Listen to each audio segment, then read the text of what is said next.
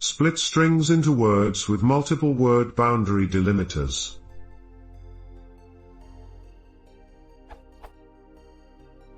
I think what I want to do is a fairly common task, but I've found no reference on the web. I have text with punctuation, and I want a list of the words. Should be. But Python's str.split only works with one argument, so I have all words with the punctuation after I split with whitespace.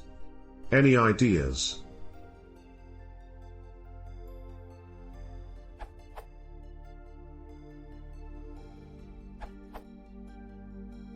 A case where regular expressions are justified.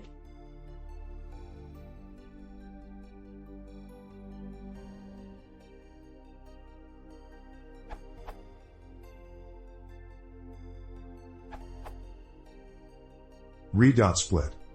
Re.split pattern, string, max split equals 0 split string by the occurrences of pattern.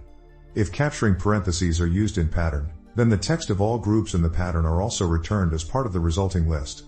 If max split is non-zero, at most max split splits occur, and the remainder of the string is returned as the final element of the list.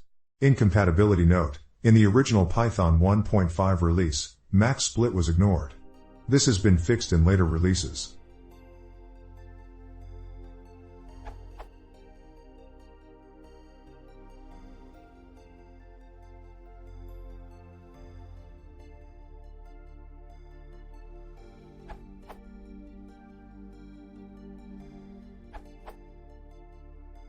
Another quick way to do this without a regex is to replace the characters first, as below.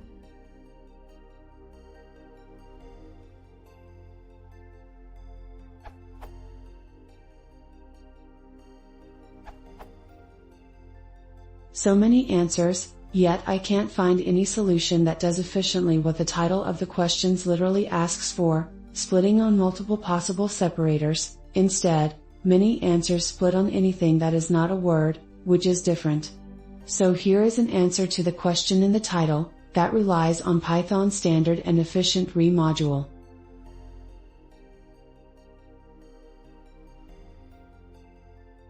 Where?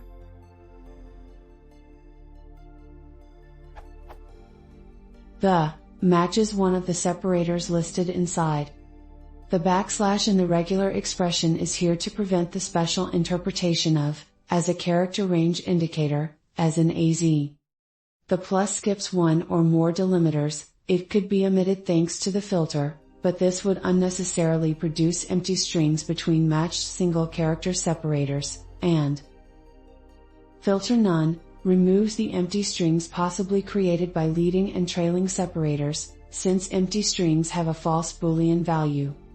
This re.split precisely splits with multiple separators, as asked for in the question title.